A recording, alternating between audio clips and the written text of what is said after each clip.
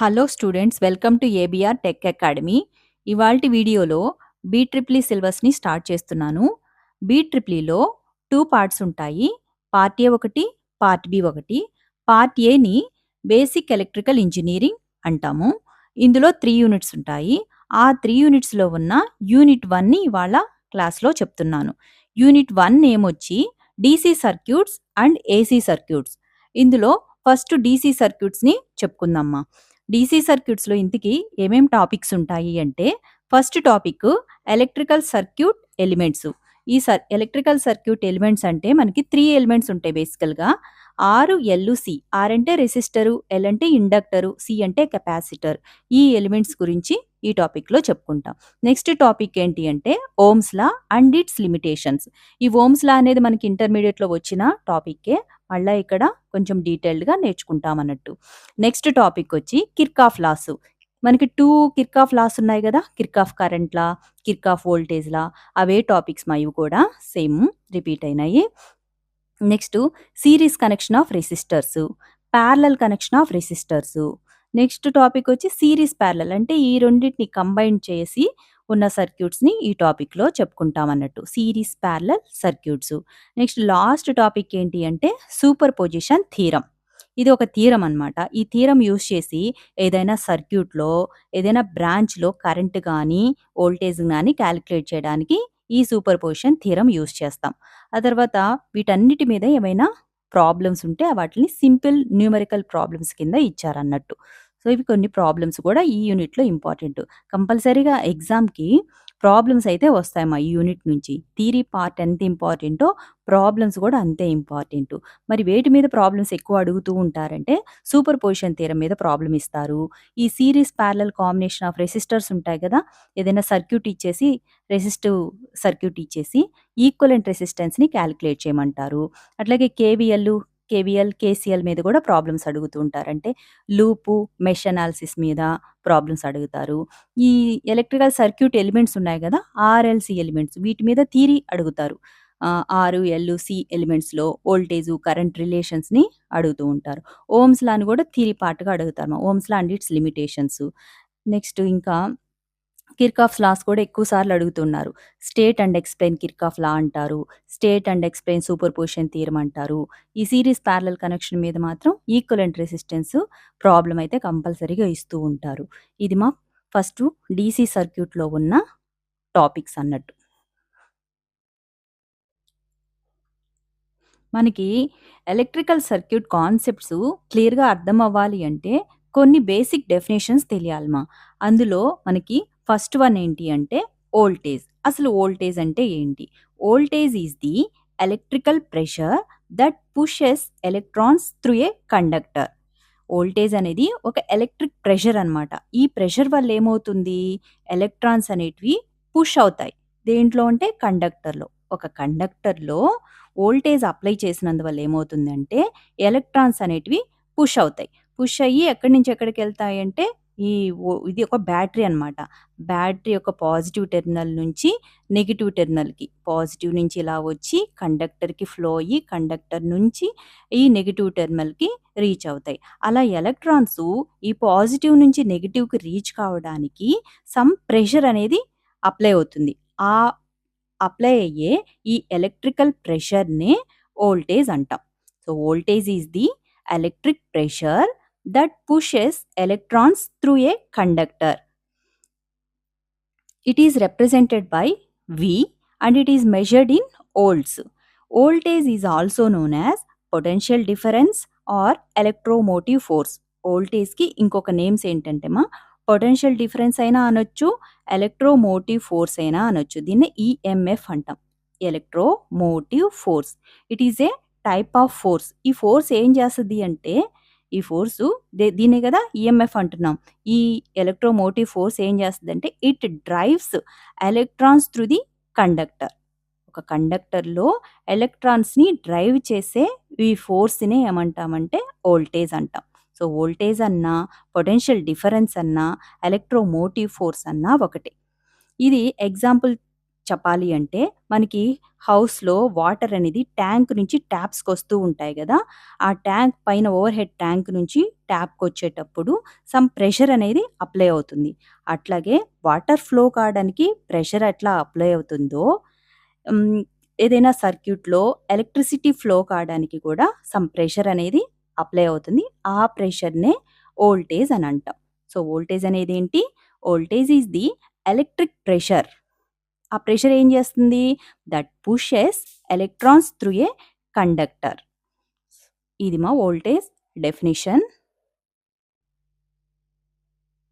Next definition ఏంటి అంటే current. Current is the flow of electric charge through a conductor. So, current అనేదేంటి? It is the flow of electric charge. Charge అనేది flow అవుతుంది ఒక కండక్టర్‌లో. దానికి ఒక కండక్టర్ తీసుకున్నాము. ఈ కండక్టర్‌ని ఒక బ్యాటరీకి కనెక్ట్ చేసాం. ఈ బ్యాటరీకి V అనే వోల్టేజ్ అప్లై చేసాం. ఇది ఎలక్ట్రిక్ ప్రెషర్ కదా! ఈ ప్రెషర్ ఏం చేస్తది? ఎలక్ట్రాన్స్‌ని డ్రైవ్ చేస్తది. ఆ ఫ్లో అంటే చార్జ్‌ని డ్రైవ్ చేస్తదన్నట్టు. చార్జ్‌ని క్యూతో రిప్రజెంట్ చేస్తాము. ఆ చార్జ్ యొక్క ఫ్లోనే ఏమంటామంటే కరెంట్ అంటాం. The flow of electric charge is known as current. So, current is the flow of electric charge through a conductor. కరెంట్‌కి ఇంకొక డెఫినేషన్ ఏంటి అంటే the rate of flow of charge through a conductor. అంటే ఈ charge ఎంత రేట్‌లో ఎళ్తుంది, అంటే ఎంత ఫాస్ట్‌లో ఎళ్తుంది అనేది కూడా చెప్పేదాన్నే కరెంట్ అని కూడా అంటాం. కరెంట్‌కి ఇంకొక డెఫినేషన్ ఏంటి అంటే the rate of flow of charge through a conductor. So, it is represented by capital I and it is measured in amperes. కరెంట్‌ని యాంపియర్స్‌లో అయినా మెజర్ చేయొచ్చు. లేదంటే కూలుంబ్స్ పర్ సెకండ్‌లో అయినా మెజర్ చేయొచ్చు. ఎందుకు కూలుంబ్ పర్ సెకండ్ అంటే కరెంట్‌కి డెఫినిషన్ ఇది ఉంది కదమ్మా! The rate of flow of charge through a conductor. The rate of flow of charge అంటే current equal to charge by time అన్నట్టు. చార్జ్‌కి యూనిట్ కూలుంబు, టైమ్‌కి సెకండ్స్ కాబట్టి కరెంట్‌కి ఇంకొక యూనిట్‌గా ఏం చెప్పొచ్చు అంటే కూలుంబ్ పర్ సెకండ్. యాంపియర్స్‌లో అయినా మెజర్ చేయొచ్చు. కూలుంబ్ పర్ సెకండ్‌లో అయినా మెజర్ చేయొచ్చు కరెంట్. సో, ఇంతకీ కరెంట్ అంటే ఏంటి? Current is the flow of electric charge through a conductor. ఒక కండక్టర్‌లో ఫ్లో అయ్యే ఈ ఎలక్ట్రికల్ చార్జ్‌నే ఏమంటామంటే కరెంట్ అంటాం. ఐతో రిప్రజెంట్ చేస్తాము. యాంపియర్స్‌లో మెజర్ చేస్తాము. ఇంకొక యూనిట్ ఏంటి అంటే కూలుంబ్స్ పర్ సెకండ్.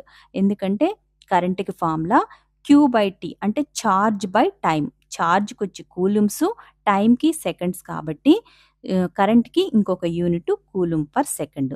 ఎగ్జాంపుల్ చెప్పాలి అంటే మనకి హౌస్‌లో వాటర్ అనేది ట్యాంక్ నుంచి మన ట్యాప్స్‌కొస్తూ ఉంటాయి గదా! వాటర్ ఫ్లో అనేది పైప్స్‌లో ఎలా జరుగుతుందో, కరెంట్ ఫ్లో అనేది మనకి కండక్టర్‌లో గానీ, వైర్‌లో గానీ, ఒక సర్క్యూట్‌లో గానీ కరెంట్ అనేది ఫ్లో అవుతూ ఉంటుంది. వాటర్ ఎలా ఫ్లో అవుతూ ఉంటాయో అట్లాగా కరెంట్ అనేది ఫ్లో అవుతూ ఉంటుంది. సో, ఇది కరెంట్ యొక్క definition. Next definition work. Work is done when a force is applied on an object and it moves in the direction of force. అంటే వర్క్ అనేది ఎప్పుడు జరుగుతుంది అంటే ఒక ఏదైనా ఒక ఆబ్జెక్ట్ పైన మనం ఫోర్స్ అప్లై చేసినప్పుడు ఈ ఆబ్జెక్ట్ గాని కొంత డిస్టెన్స్ మూవ్ అయితే అప్పుడు మాత్రమే వర్క్ జరిగినట్టు. ఇక్కడ ఒక ఆబ్జెక్ట్ తీసుకున్నామా, దీనికి F అనే ఫోర్స్‌ని అప్లై చేశాము. ఈ ఫోర్స్ వల్ల ఏంటి అంటే ఈ ఆబ్జెక్టు D అనే డిస్టెన్స్ మూవ్ అయింది. ఇక్కడ డిస్టెన్స్ అన్నమాట. D అనేది డిస్టెన్స్. D అనే డిస్టెన్స్ మూవ్ అయింది. అలా మూవ్ అయినప్పుడు మనకి కొంత వర్క్ అనేది జరిగినట్టు. ఒకవేళ ఈ ఆబ్జెక్ట్ మూవ్ కాలేదనుకో, మనం ఎంత ఫోర్స్ అప్లై చేసినా ఆబ్జెక్ట్ ఇక్కడే ఉంది అంటే మనకి ఏ వర్క్ జరగనట్టు. వర్క్ ఈక్వల్ టు 0 అవుతుంది. సో, ఎప్పుడు వర్క్ అనేది జరిగినట్టు? ఆబ్జెక్ట్ అనేది కొంత డిస్టెన్స్ అయినా మూవ్ అవ్వాలి. అలా మూవ్ అయితేనే అప్పుడు వర్క్ అనేది ఎగ్జిస్ట్ అవుతుంది. సో, డెఫినిషన్ ఒకసారి చూడండి. Work is done. వర్క్ అనేది ఎప్పుడు జరుగుతుంది? When a force is applied on an object. ఒక ఆబ్జెక్ట్ పైన ఫోర్స్ అప్లై చేసినప్పుడు. And it moves in the direction of force. Object మీద ఫోర్స్ అప్లై చేశాము. ఈ ఆబ్జెక్టు మనం అప్లై చేసిన ఫోర్స్ డైరెక్షన్‌లోనే మూవ్ అవ్వాలి. మనం ఫోర్స్ ఈ డైరెక్షన్‌లో కదా అప్లై చేసాము. అందువల్ల ఆబ్జెక్ట్ కూడా ఈ డైరెక్షన్‌లోనే మూవ్ అయింది. అంటే రైట్ సైడ్‌కి మూవ్ అయింది. ఒకవేళ మనం రైట్ సైడ్‌కి పుష్ చేసాము. అది లెఫ్ట్ సైడ్‌కెళ్తే అలా మూవ్ కాకూడదనమాట. మనం ఫోర్స్ అప్లై చేసిన డైరెక్షన్‌లోనే ఈ ఆబ్జెక్ట్ అనేది కొంత డిస్టెన్స్ మూవ్ అయితే అప్పుడు వర్క్ అనేది జరిగినట్టు. ఈ వర్క్ డన్‌ని మనం డబ్ల్యూతో రిప్రజెంట్ చేస్తాము. అట్లాగే it is measured in newton meter or joule. So work డన్‌కి ఫార్ములా ఏంటి అంటే work done is equal to force into distance. ఫోర్స్‌ని మనం ఈ డిస్టెన్స్‌తో మల్టిప్లై చేస్తాం. అప్లై చేసే ఫోర్స్‌ని అది మూవ్ అయిన డిస్టెన్స్‌కి మల్టిప్లై చేస్తే మనకి టోటల్ వర్క్ డన్ వస్తుంది. ఇప్పుడు వర్క్ డన్‌కి యూనిటు ఒకటేమో జౌలు, ఇంకొకటి న్యూటన్ మీటర్. ఈ న్యూటన్ మీటర్ ఎందుకొచ్చింది అంటే ఫోర్స్‌ని మనం న్యూటన్స్‌లో మెజర్ చేస్తాము. డిస్టెన్స్‌ని మీటర్స్‌లో మెజర్ చేస్తాం కాబట్టి వర్క్ డన్‌ని న్యూటన్ మీటర్‌లో మెజర్ చేస్తాము. లేదంటే జౌల్స్‌లో అయినా మెజర్ చేస్తాం. ఇవి 2 కూడా వర్క్ డన్ యొక్క యూనిట్స్. వర్క్ డన్ ఎప్పుడు జరుగుతుంది? ఆబ్జెక్ట్ అనేది మనం అప్లై చేసిన ఫోర్స్ వల్ల కొంత డిస్టెన్స్ మూవ్ అయితేనే వర్క్ జరిగినట్టు. మూవ్ కాకపోతే work done is equal to 0 అవుతుంది. Next definition power. The rate of doing work is known as power. Already మనం వర్క్ డన్ అంటే చెప్పుకున్నాం కదా. ఏదైనా ఒక ఆబ్జెక్ట్ పైన మనం సమ్ ఫోర్స్ అప్లై చేసినప్పుడు అది కొంత డిస్టెన్స్ మూవ్ అయితే వర్క్ డన్ జరిగినట్టు. సో ఆ వర్క్ ఎంత రేట్లో జరుగుతుంది అంటే ఎంత ఫాస్ట్‌గా జరుగుతుంది, ఎంత టైంకి ఎంత వర్క్ జరుగుతుందో చెప్పేదే power. The rate of doing work is known as power. So work అనేది జరుగుతూ ఉంది. కానీ ఈ వర్క్ ఎంత ఫాస్ట్‌గా జరుగుతుంది, ఎంత టైంకి ఎంత వర్క్ కంప్లీట్ అవుతూ ఉంది అని చెప్పేదాన్నే పవర్ అంటాము. It is represented by P. Power is represented by P and it is measured in watts. వాట్స్‌లో మెజర్ చేస్తామా. దీనికి ఇంకొక యూనిట్ ఏంటి అంటే జౌల్స్ పర్ సెకండ్‌లో అయినా మెజర్ చేయొచ్చు. పవర్‌ని వాట్స్‌లో అయినా మెజర్ చేయొచ్చు. జౌల్స్ పర్ సెకండ్‌లో అయినా మెజర్ చేయొచ్చు. పవర్‌కి ఫార్ములా ఏంటి అంటే work by time. Work by time. అంటే ఆల్రెడీ వర్క్ డన్ క్యాలిక్యులేట్ చేసుంటాం కదా. దాన్ని టైమ్‌తో డివైడ్ చేశామంటే మనకి టోటల్ పవర్ ఎంత వాల్యూ వచ్చిందో తెలుస్తుంది. అట్లాగే దీనికి యూనిట్ చూద్దాం ఒకసారి. వర్క్ డన్‌కి ఏంటి యూనిటు జౌల్సు, టైమ్‌కి సెకండ్స్ కాబట్టి పవర్ యొక్క యూనిట్ ఏంటి అంటే జౌల్స్ పర్ సెకండ్ అని కూడా తీసుకోవచ్చు. సో పవర్ ఫార్ములా ఏంటి అంటే వర్క్ బై టైమ్. ఇంకా మనకి నార్మల్ లాంగ్వేజ్‌లో చెప్పాలి అంటే power is the speed of doing work. ఒక వర్క్ అనేది జరుగుతుంది. అది ఎంత స్పీడ్‌లో జరుగుతూ ఉంది అని చెప్పేదాన్నే పవర్ అంటాం. ఎంత ఫాస్ట్‌గా జరుగుతుంది ఆ వర్క్ అనే దాన్ని ఈ పవర్‌తో రిప్రజెంట్ చేస్తాం. ఒకవేళ ఫర్ ఎగ్జాంపుల్ ఒక వర్క్ అనేది ఒకతనికి ఇచ్చాము. తనేమో 5 సెకండ్స్‌లో కంప్లీట్ చేస్తాడు. సో అతనికి ఎక్కువ పవర్ ఉన్నట్టు. ఇంకొక అతను ఒక 10 సెకండ్స్‌లో కంప్లీట్ చేస్తాడని. అంటే ఎక్కువ టైం తీసుకున్నాడు కదా. కాబట్టి అతనికి పవర్ తక్కువ ఉన్నట్టు అని చెప్తాం అనమాట. అంటే ఇచ్చి చేసే వర్క్ ఎంత ఫాస్ట్‌గా చేస్తున్నారో దాన్ని బట్టి పవర్ వాల్యూ అనేది డిపెండ్ అయి ఉంటుంది. సో పవర్‌కి ఇంకొక ఫార్ములా ఏంటి అంటే power is also defined as the product of voltage and current. Already మనం వోల్టేజ్, కరెంట్ డెఫినిషన్స్ చెప్పుకున్నాం కదా. ఆ వోల్టేజ్‌ని, కరెంట్‌ని మల్టిప్లై చేస్తే మనకి పవర్ వాల్యూ కూడా వచ్చేస్తుంది. సో పవర్‌కి వోల్టేజ్ ఇంటూ కరెంట్ అయినా తీసుకోవచ్చు. ఇదొక ఫార్ములా. ఇంకొక ఫార్ములా ఏంటి అంటే power equal to work by time. ఇట్లాగా పవర్‌ని డిఫైన్ చేయొచ్చు. ఇంతకీ ఏంటి power? The rate of doing work is known as power. So work అనేది ఏ రేట్లో జరుగుతుంది అని చెప్పేదే పవర్ అన్నట్టు. Next last definition energy. Energy is the capacity to do work. So మనం ఏదైనా పని చేయాలంటే మనకి శక్తి కావాలి కదా. ఏదైనా వర్క్ చేయడానికి కావలసినటువంటి శక్తినే ఎనర్జీ అంటారు. The energy is the capacity to do work. ఒక వర్క్ చేయడానికి కెపాసిటీ ఎంతైతే ఉంటుందో దాన్ని ఎనర్జీ అంటారు. Energy is the capacity to do work. It is represented by E and it is measured in watt second. Watt సెకండ్‌లో measure చేస్తాము. లేదంటే జౌల్స్‌లో అయినా మెజర్ చేస్తాము. ఎనర్జీకి ఫార్ములా ఏంటి అంటే power into time. Already power అంటే ఏం చెప్పుకున్నాము? The rate of doing work. So ఒక వర్క్ ఎంత ఫాస్ట్‌గా జరుగుతుందో చెప్పేదాన్నే పవర్ అంటాము. ఆ వచ్చిన పవర్‌ని మనం టైమ్‌తో మల్టిప్లై చేసుకున్నామంటే టోటల్ ఎనర్జీ అనేది కాలిక్యులేట్ చేయొచ్చు. So energy is the capacity to do work. ఒక వర్క్ చేయడానికి ఉన్న కెపాసిటీనే ఎనర్జీ అంటాం. ఏదైనా వర్క్ చేయడానికి మనకి శక్తి కావాలి కదా! ఆ శక్తినే ఎనర్జీ అంటాము. So energy is the capacity to do work. It is represented by capital ఈతో రిప్రజెంట్ చేస్తాము. పవర్ ఎనర్జీ ఫార్ములా ఏంటి అంటే పవర్ ఇంటూ టైం. యూనిట్స్ ఏంటి? వాట్ సెకండ్ లేదంటే జౌల్స్. వాట్ సెకండ్ ఎలా వచ్చింది అంటే పవర్‌ని మనం వాట్స్‌లో మెజర్ చేస్తాము.